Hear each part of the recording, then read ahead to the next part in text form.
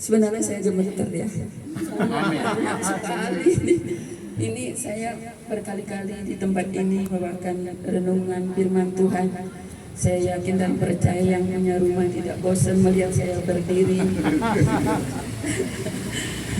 Terima kasih banyak Ibu. Saya diberikan kesempatan untuk menyampaikan firman Tuhan pada malam ini. Sebenarnya saya berpikir saya tidak layak merenungkan firman pada malam ini, karena firman Tuhan ini mengatakan mengasihi Allah secara total. Saya merasa bahwa saya tidak bisa mengasihi Tuhan secara total, secara benar, tetapi Tuhan mengizinkan saya merenungkan firman ini pada malam ini supaya kita bersama-sama belajar dan diberkati oleh firman Tuhan dan dibangun oleh firman Tuhan.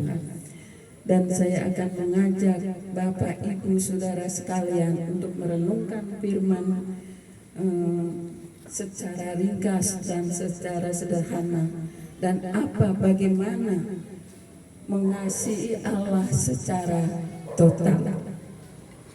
Kita semua harus terus memahami hati, mengasihi Tuhan, dan terus melihat untuk menerapkan kasih itu kepada Tuhan. Yang pertama, harus kita mengetahui bahwa Allah terlebih dahulu mengasihi kita.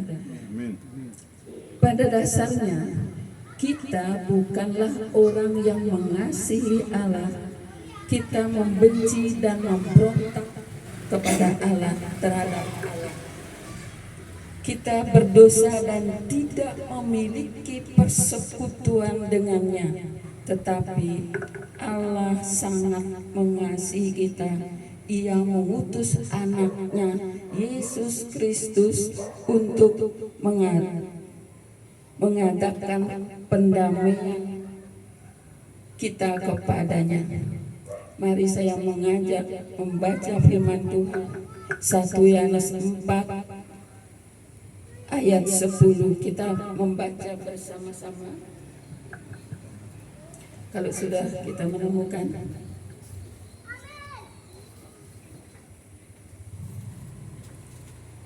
sudah kita membaca bersama-sama 1 Yohanes 4 ayat 10. 1, 2, 3.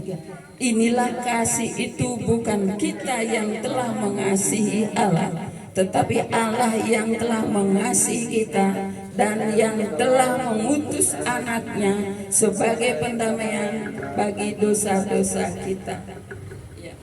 Firman ini sungguh luar biasa yang mengingatkan kita. Bukan kita mengasihi Allah, tetapi Tuhan telah mengasihi kita lebih dulu ya.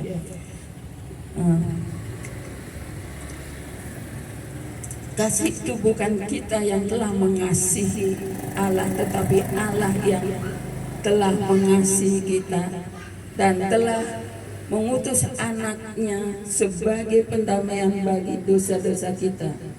Ya, jika kita telah merasa dikasihi Allah, maka akan bangkit di hati kita kasih kepadanya, karena Ia telah mengasihi kita dengan kasih yang sempurna. Semestinya kita pun mengasihi Allah secara total. Kita tahu semua, untuk saya pribadi, betapa Tuhan mengangkat saya dari lumpur dosa. Tuhan begitu mengasihi saya, Dia rela mati disalib untuk menebus dosa-dosa kita. Maka kita harus juga, ya, walaupun kita tidak bisa mengasihi Tuhan dengan total, tapi dengan firman Tuhan ini kita harus belajar mengasihi Tuhan dengan sepenuh hati. Kita pun mengasihi Allah secara total. Apa artinya mengasihi Allah secara total? Ya, Allah menghendaki kita mengasihi Dia secara total, yaitu dengan segenap hati, dengan segenap jiwa, segenap akal budi, dan segenap kekuatan kita. Saya pikir semua jemaat anak Tuhan yang sudah percaya kepada Tuhan sudah hafal dengan ayat ini. Karena ini ayat hafalan kita di Markus 12 ayat 30. Yang sudah hafal nanti kalau bisa menghafal ini, saya nanti Bu Malu sudah menyiapkan makanan bagi yang benar. Ada yang hafal? Coba. Saya mau tahu siapa yang hafal ayat ini. Markus 12 ayat 30. Kita baca juga bersama-sama aja ya. Nanti yang sudah tahu nanti merasa sudah pintar. Oh, saya sudah hayat hafal ini. Saya mau angkat tangan. Tapi marilah kita bersama-sama. Markus 12 ayat 30. Kasihilah Tuhan Allahmu dengan segenap hatimu dan dengan segenap jiwamu dan dengan segenap akal budimu dan dengan segenap kekuatanmu. Iya. Ini perintah Tuhan, bukan perintah nabi-nabi. Ini khusus dari Tuhan perintah ini ya. Yang pertama, apa arti mengasihi Allah dengan segenap hati? Mengasihi itu artinya ingin mendekat. Mereka yang berpacaran, siapa yang tanya? Oh, Riki aja. Riki, kalau Riki punya pacar, bagaimana mengasihi? Disayang.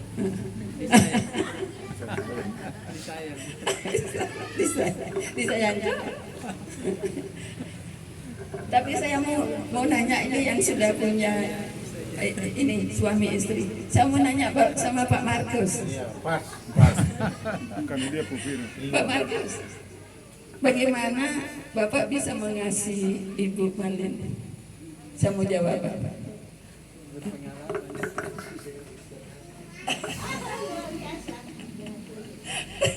Dengan tulus, puji Tuhan. Memang saya melihat Ibu dan Bapak ini kelihatannya tidak harmonis, tidak romantis, tapi saya lihat romantis banget. Tapi saya tahu dan melihat sendiri kalau Bapak itu sungguh sangat mengasihi Ibu, karena sering saya lihat, Pak, Bapak sudah ngerti, Pak, itu aja Ibu sudah. Ibu sudah, Pak, tolong. Bapak udah langsung pergi jalan. Setiap saya lihat, Pak, itu aja loh. Sudah ngerti Bapak itu. Berarti Bapak itu sangat sungguh mengasihi Ibu dan sepenuh hati ya Pak ya. Dengan tulus ya Pak.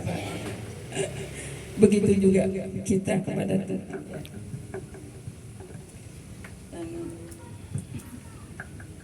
Pasangan suami istri yang saling mengasihi tentu ingin selalu dekat satu sama lain, yaitu buktinya saya tadi terakhir. Aduh, mudah-mudahan Bu Malin sama Pak Markus itu duduk berdua. Puji Tuhan.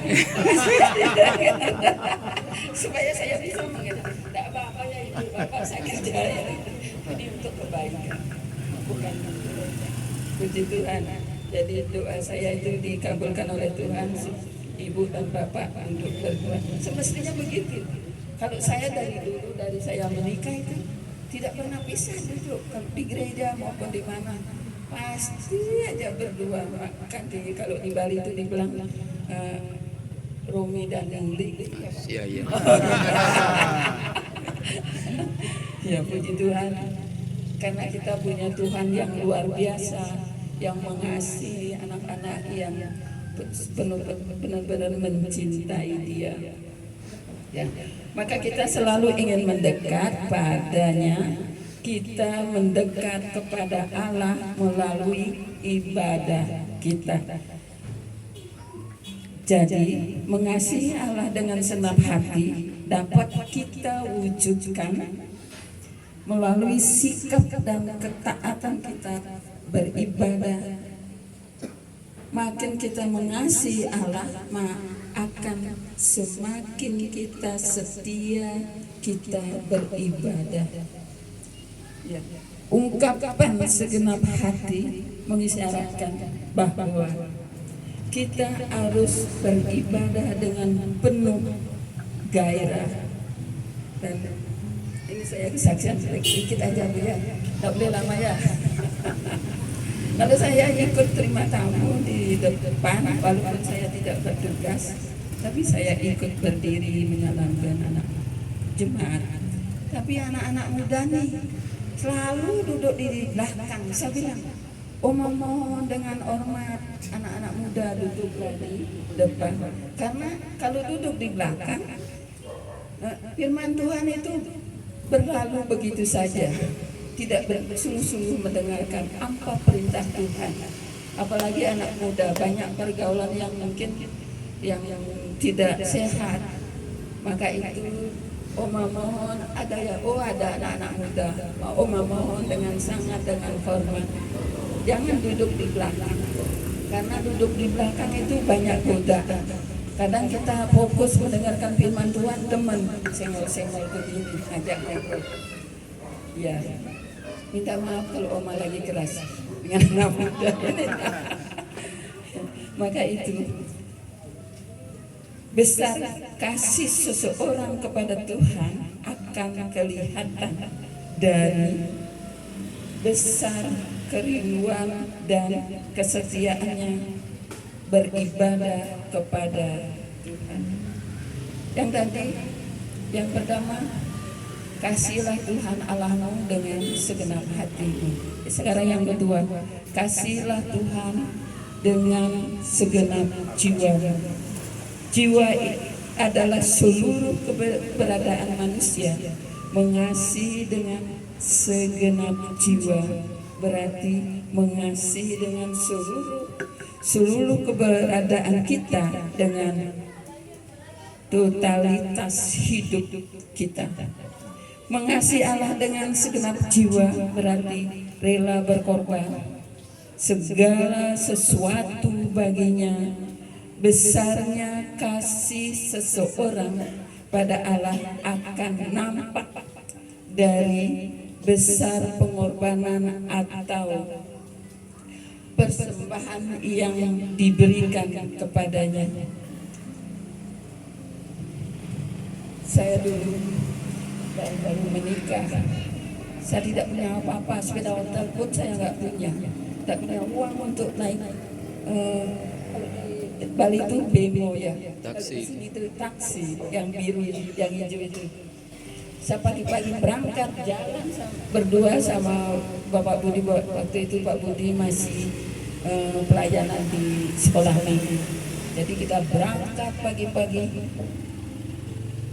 rasanya sukacita.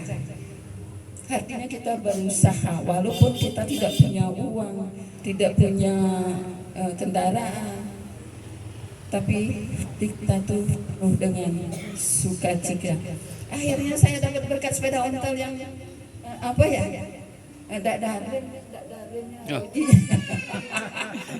saya bilang bersyukur. Itu saya pakai dari Sanur sampai ke jalan apa namanya itu? Dari Swakarya Baru, jauh, mungkin 20 senti, menang tukang jahit senti, 20 meter, 20 kilo ya, 20 kilo. Tapi puji Tuhan, Tuhan terus memberi saya kekuatan, karena saya rindu bertemu dengan Tuhan, rindu bertemu dengan saudara-saudara, jadi sukacita aja, tidak rasa capek. Itu artinya kita sungguh-sungguh mau pelayanan bagi Tuhan. Bukan saya jadinya sombong ya. Bukan, itu memang sebenarnya sesungguhnya yang terjadi awal mulanya saya menikah sama Bapak Kepala. Tapi kita benar-benar penuh dengan sukacita, jalan kaki dan pokoknya sukacita. Apalagi saya berdua, berpasangan, jadi kalau kita berdua, jalan berdua itu ada kekuatan yang sungguh. Ya, puji Tuhan.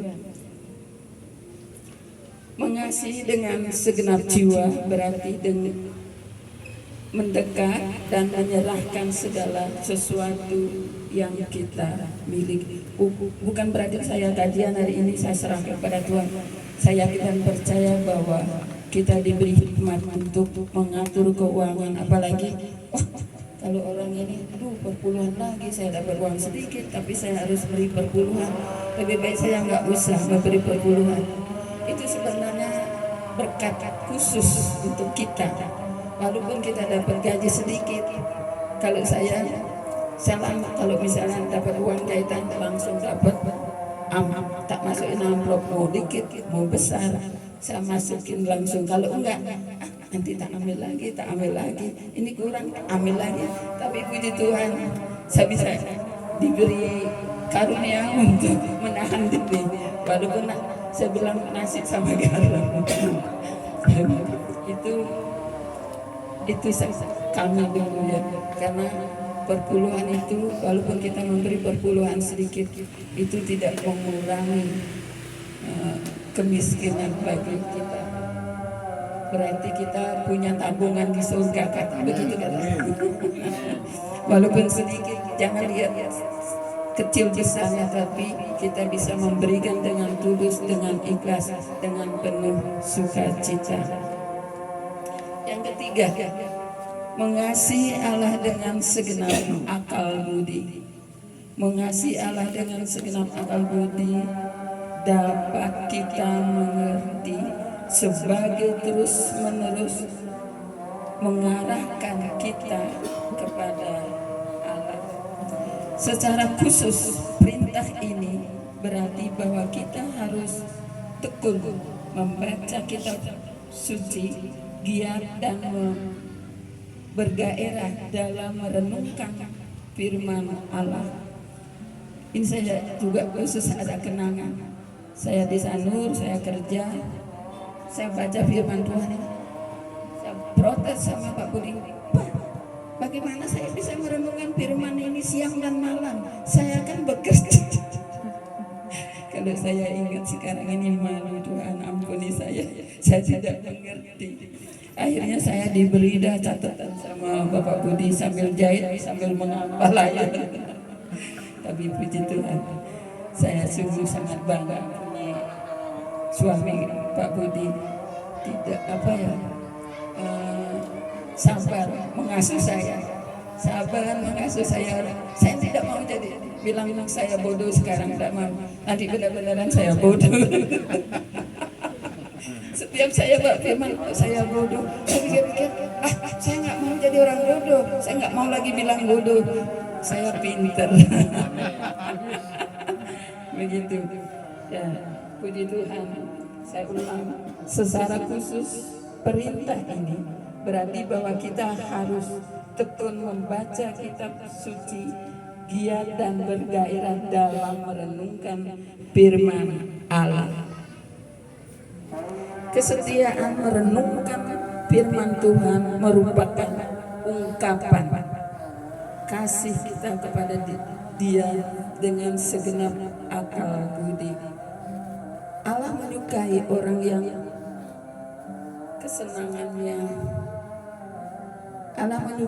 yang kesenangannya adalah Taurat Tuhan dan merenungkan siang dan malam. Kita membaca Mazmur pasal 1 ayat 2. Saya akan membacakan. Tetapi kesukaannya adalah Taurat Tuhan, dan yang merenungkan Taurat itu siang dan malam. Kita tahu ya bahwa Tuhan kita itu senang dengan orang yang senang menyelidiki firman-Nya dengan penuh sukacita. Dan ada lagu kayak ku renungkan firman. Setiap ada lagu itu, saya tidak berani memuji Tuhan dengan merenungkan firman itu siang dan malam, karena saya merasa tidak merenungkan firman Tuhan itu siang dan malam. Setiap ada yang memimpin pujian, ada yang memujikan itu, saya merenung, Tuhan ampuni saya. saya merasakan bahwa memang sulit ya kita kalau kita bisa merenungkan firman Tuhan itu sangatlah sulit, apalagi yang bekerja kantoran, yang kerja apa saja. Mungkin memang sudah, tetapi Tuhan memberi kita kemampuan, Roh Kudus mengingatkan kita, baca firman 1 ayat, 2 ayat, kita renungkan. Itu kebanggaan kita. Itu juga Tuhan kita yang luar biasa suka dengan anak yang merenungkan firman dengan sungguh. Ya, yang keempat, mengasihi Allah dengan segenap kekuatan. Kekuatan di sini menunjukkan kepada fisik atau lahiriah manusia, yakni bagian yang dapat terlihat dari manusia. Bagaimana orang percaya mengasihi Allah dengan segenap kekuatan. Ya, saya tanyakan ini sama Markus sama Bu Marlin. Saya yakin dan percaya Bu Marlin ini saling mengasihi dengan sekuat tenaga. Kok sekuat tenaga? Aduh, kurang bahasanya kurang fisik, Bu. Dan kita yang mengasihi Tuhan dengan segenap kekuatan berarti giat atau selalu siap beraktivitas penuh untuk Tuhan yang dikasihi.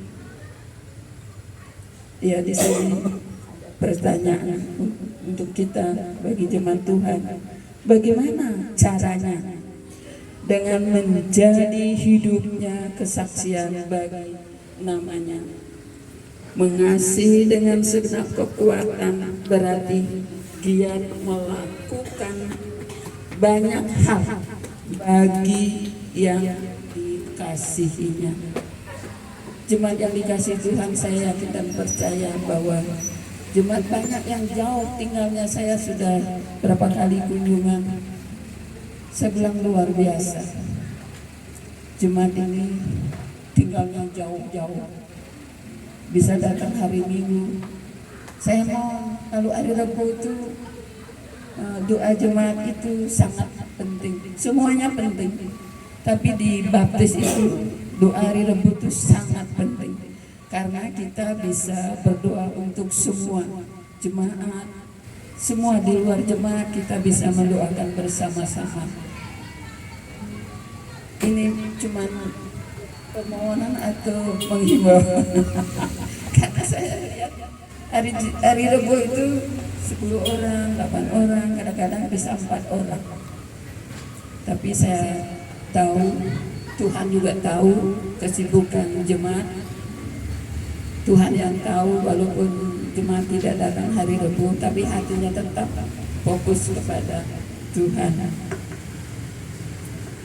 Mengasihi Allah segenap kekuatan berarti bergiat melakukan banyak hal bagi dikasihinya. Jadi hati mengasihi dengan segenap hati, segenap jiwa, akal budi dan segenap kekuatan adalah tekun beribadah, tekun memberi persembahan atau berkorban, tekun merenungkan firman Tuhan, dan tekun dan giat melayani dengan tubuh jasmani kita. Mungkin jemaat Tuhan coba direnungkan, karena ini 4 hal. Mengasihi Tuhan dengan segenap hati, dengan segenap jiwa, dengan akal budi, dengan segenap kekuatan. Berarti biarlah pada malam ini kita merenungkan firman Tuhan. Saya tahu saya berdiri sini bukannya bisa mengasihi Tuhan dengan total, tetapi Tuhan izinkan saya menyampaikan renungan ini supaya jemaat Tuhan dan saya pribadi untuk terus belajar bagaimana mengasihi Tuhan dengan total. Ini saja yang saya bisa sampaikan. Saya mohon dengan hormat Bapak Enes berdoa untuk firman Tuhan pada malam ini.